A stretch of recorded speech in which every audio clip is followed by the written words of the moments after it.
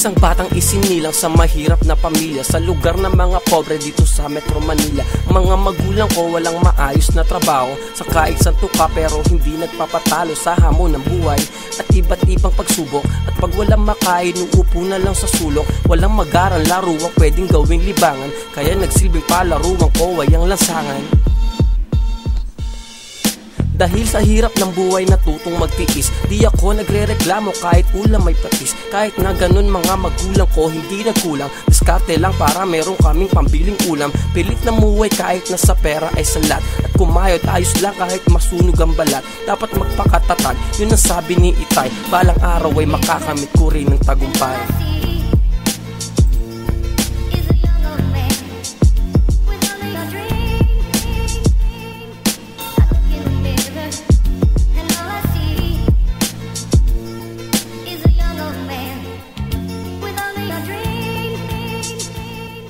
Hanggang siya may sinuwerte nakahanap ng trabaho, nagsilbi bilang driver, napansin ng kanyang amo. Ang likas na sipag at dedikasyon taglay niya, kaya na-promote, naging part siya ng foreign media. At sa kanyang pagsisikap ako ay nakapag-aral. Tumatak sa isip ko, iniwan niya mga pangaral. Nagsunog ng kilay at ilang taon ang binuno, upang pangarap niya sa akin ay hindi ko mabigo.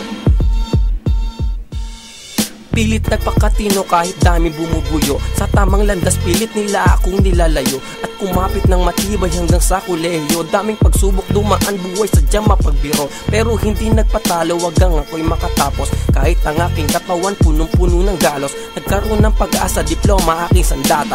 Handa nang harapin ang buhay na sadyang madrama.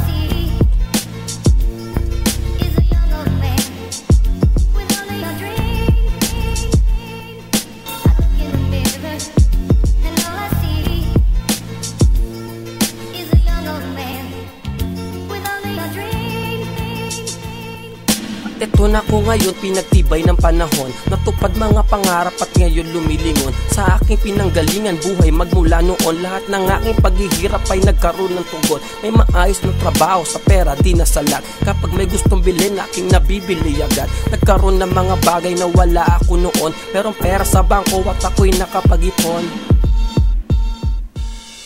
May sariling kotse at hindi na ako namamasahe, nakatatak sa isip ko ang tumulong palagi. Kapag merong gipit ako ang siya nilalapitan, hanggat merong nabibigay hindi napipilitan. Tagumpay ang kinatamo at nagpapasalamat, mga magulang ko pagmamahal ay walang lamat. At sa ating Panginoon na naroon sa taas, na nagbigay sa akin ng talino at lakas.